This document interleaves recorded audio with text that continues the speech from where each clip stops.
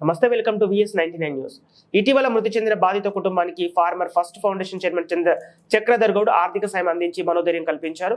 మండల పరిధిలోని కొల్లూరు గ్రామానికి చెందిన మంగలి వెంకటయ్య ఇటీవల మృతి చెందాడు. ఈ విషయం తెలుసుకున్న చక్రధర్ గౌడ్ బుధవారం గ్రామానికి చేరుకుని వెంకటయ్య మృతికి గల కారణాలను అడిగి తెలుసుకున్నారు. సందర్భంగా బాధిత కుటుంబానికి 15,000 ఆర్థిక సాయం అందించి మనోధైర్యం కల్పిస్తూ అండగా ఉంటామని భరోసా ఇచ్చారు.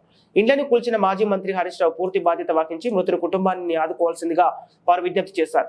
ఈ కార్యక్రమంలో బైరయ్య, బ్రహ్మచారి, చందు, కిషన్, నర్సాగౌడ్, రాజు, గ్రామస్తులు తదితరులు పాల్గొన్నారు.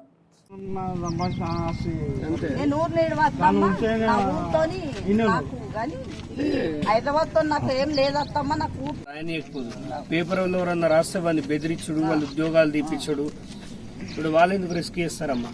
సార్ ఒకటి చెప్పన్నా సార్, ఆయన చనిపోయిన కారణము ఆయన అన్నది కరెక్ట్ హరీష్ రావే. ఎందుకంటే ఈడ ఇల్లు లేక ఎండకి తడిసి వానకి అందరికి కులవృత్తి నేను అందరికి మీకు ఏదో ఈ చిన్న సహాయం, నీకు ఈ ఊరట కొంచెం స్టార్టింగ్ మాత్రం నువ్వు వెళ్ళిన కొద్ది చేసుకున్న కొద్ది ఇంకా లోపలికి పోతావు. నాకు తెలుసా విషయం. నాకు మా స్నేహితుడు రమేష్ గ్రామంలో ఈరోజు మంగళ వెంకటయ్య గత 10 రోజుల క్రితం చనిపోవడం జరిగింది. ఇది హత్యగానే చూడాలి, రాజకీయ హత్య. ఇది ఒక మంగళి వృత్తి చేసుకునే అతను ఆయన ఇంటిని కూల్చి ఆయనతో పాటు దాదాపుగా 60 ఇల్లులని, పెంకుటిల్లులను కూల్చేసి ఈ హరీష్ రావే జేసీబీ ఎక్కి, మరి మీకు విజువల్స్ ఇస్తా నేను, జేసీబీ ఎక్కి ఈయన పెంకుటిల్లును కూల్చి నీకు నెల రోజులలో కొత్త ఇల్లు ఇస్తా అని చెప్పి ఈ ఊరు వాళ్ళందరికీ ప్రొసీడింగులు లేవు, ఆర్డర్స్ లేవు.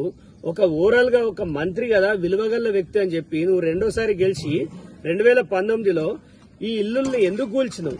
నీకు వచ్చిన లాభం ఏంది? ఇక్కడ ఉంటే పెంకుటిల్లులు ఉంటే నువ్వు వచ్చి పండేది కాదు, చేసేది కాదు. ఎందుకు వీళ్ళు ఇల్లులో కూల్చినావు? ఇటు వైపు కూడా వస్తలేవు. 2019లో వచ్చినావంటే మళ్ళీ కొలుగురు గ్రామంలో నీ మొహం చూసినోడు లేడు. వీళ్ళ బతుకులు చూస్తే ఇక్కడ ఈ అమ్మని చూసినట్టయితే ఎంత దిగ్భ్రాంతి చెందిరు, వాళ్ళ జీవితాలు రోడ్ల మీద పడ్డాయి. ఈ రోజు కొలుగురు గ్రామస్తులు చక్రధర్ అన్న మీరు రావాలి, మీరు మాట్లాడాలని అడుగుతారు. అసలు వీళ్ళని రోడ్డు మీదకి తీసుకొచ్చి నువ్వు ఏ పైశాచిక ఆనందాన్ని ఎంజాయ్ చేస్తున్నావు? నువ్వు ఇక్కడ సమస్యని ఇక్కడ వదిలిపెట్టి 2019 నుంచి సమస్య ఇట్లే ఉంది. దాదాపుగా 4 ఏళ్ల నుంచి 5 ఏళ్ల నుంచి సమస్య పక్కకు పెట్టి ఢిల్లీలో ఆ లిక్కర్ రాని నిడిపియడానికి లక్షల రూపాయలు ఖర్చు చేస్తున్నావు. యాక్చువల్ గా నీ మీద ఇప్పుడు మేము police case పెట్టబోతున్నాం Harish Rao. Police కేసే కాదు, నీ మీద కోర్టుల కేసు వేస్తాం. నువ్వు జేసీబీ ఎట్లెక్కినావు? నీకు ఎవడు అధికారం ఇచ్చింది? నువ్వేమన్నా ప్రజాప్రతినిధివా లేకపోతే ఆఫీసర్వా? జేసీబీ డ్రైవర్ ఇవ్వాల్సిన పని నువ్వు జేసీబీ ఎక్కి ఈయన ఇల్లు కూల్చిన విజువల్స్ ఉన్నాయి. నువ్వు ఈ ఎంక్రోచ్మెంట్ అవుతుంది. ఇది నువ్వు చొరబడి ఇల్లులను కూల్చినావు. ఒక ఆర్డర్ ఇవ్వలేదు, ఒక ప్రొసీడింగ్ లేదు.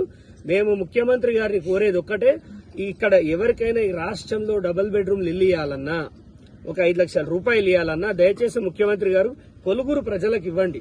మిమ్మల్ని దేవుని లెక్క చూస్తారు, మీకు తెలియంది కాదు సమస్య. హరీష్ రావు కూల్చిన కుటుంబాలని మనం నిలబెడదాం, మన ప్రభుత్వం నిలబెడదాం. ఈ ఊరు మనకు అండదండగా ఉంటది. ఖచ్చితంగా మీరు దీనిపైన చర్య తీసుకోవాలి, ఎంక్వైరీ చేయాలి. అప్పుడున్న కలెక్టర్ ఎవరు, ఆయన ఎట్లా దీన్ని సహకరించిండు కూలగొట్టడానికి? దాదాపుగా 60 ఇల్లులు అంటే 60 కుటుంబాలు రోడ్డు మీద ఉన్నాయి. మీరు ఇక్కడ విజువల్స్ లో చూడొచ్చు. నిన్న అతను శవంగా మారి ఇంటికి వస్తే ఆయన నేద్దామంటే ఇక్కడ జాగలేదు, వీళ్ళు పడుకుందామంటే జాగలేదు, తిందామంటే జాగలేదు. ఎవరు ఏ రాజకీయ నాయకుడు కూడా ఇది మాట్లాడకపోతే, హరీష్ రావు చాలా బలవంతుడు, ఆయనతోటి మాట్లాడితే ప్రాబ్లం వస్తుంది అంటే ప్రాబ్లం ఎప్పటికైనా వస్తుంది. ఇంత దుర్మార్గం అయితే నేను ఏడ చూడలేదు. మనసు కలిసివేస్తుంది. ముఖ్యమంత్రి గారి దృష్టికి తీసుకెళ్తా నేను ఖచ్చితంగా. కొలుగురు సమస్య, ఈ ప్రజలు ఇక్కడ వాళ్ళు ఖచ్చితంగా రోడ్లపైకి రావాలి. మీరు ఖచ్చితంగా అడిగితే తప్ప అమ్మైనా అన్నం పెట్టదంటారు. వీళ్ళు అడిగినా చేయరు ఈ రాజకీయ నాయకులు. ఖచ్చితంగా కాంగ్రెస్ గవర్నమెంట్ మనం రిక్వెస్ట్ చేద్దాం. ఈ పడిపోయిన ఇల్లులకు పక్కా ఇల్లులు అడుగుదాం. హరీష్ రావు పైన ఖచ్చితంగా కేసు పెట్టాలి. ఈ కేసు కూడా ఎట్లా పెడతామంటే, ఈయన జేసీబీ ఎక్కి కూల్చేయండి కాబట్టి ఆయన ఆస్తులకి వెళ్ళి వీళ్ళకి ఇల్లులు కట్టియాలి. ఆయన సొంత డబ్బులు ఇవ్వాలి వీళ్ళకి. వీళ్ళ నష్టపోయిన వ్యాపారస్తులకి ఎంత నష్టం జరిగిందో ఆ నష్టం ఇవ్వాలి. కొంచెమైన సిగ్గు శరం ఉండాలి. ఇక్కడ ప్రజలను వదిలిపెట్టి ఢిల్లీలో చక్కర్లు కొట్టుకుంటా నువ్వు ఒక మాజీ మంత్రివి, నీ ముఖానికి నువ్వు ఇన్నిసార్లు గెలిచిందని చెప్పుకుంటావు. ఒక్కసారి ఆ పేదల ముఖం చూస్తే కనికరం అనిపిస్తలేదా? ఇంత దౌర్భాగ్యపు నాయకుడిని ఈ తెలంగాణ ఉందంటే ఏ జన్మలో మేము చేసుకున్న దౌర్భాగ్యమో మా కొలుగూరులకి నువ్వు ఒక పెద్దపిట్ట జొర్రినట్టు జొర్రి ఇక్కడ వాళ్ళ జీవితాలని ఆగం చేసినావు. నువ్వు జొర్రినావు, ఇలా ఇంట్లోకి వెళ్ళి బయటపడ్డారు. దయచేసి ఇక్కడ ప్రజలు గాని రాష్ట్ర ప్రజలు గాని ఒకసారి హరీష్ రావు భాగవతం చూడండి. నన్ను విమర్శించడం కాదు, ప్రతి ఒక్కరు ఈ కొలుగూరుకి రండి, బియ్యం బస్తాలు పట్టుకొని రండి, వాళ్ళకి సిమెంట్ బస్తాలు పట్టుకొని రండి, కంకర పట్టుకొని రండి. వాళ్ళ ఇంటి నిర్మాణానికి, వాళ్ళ పిల్లల భవిష్యత్తుకి ఏదో ఒక సహాయం చేద్దాం, అందరం నిలబడదాం. కొలుగూరు కోసం నేను ఖచ్చితంగా నిలబడతా అని నేను మాటిస్తున్నా. అండ్ హరీష్ రావు పైన యుద్ధం ఆపేయలేదు. కొలుగూరులో అన్ని ఇల్లులు కట్టాల్సిందే. కూలిన 60 ఇళ్లకి నష్టం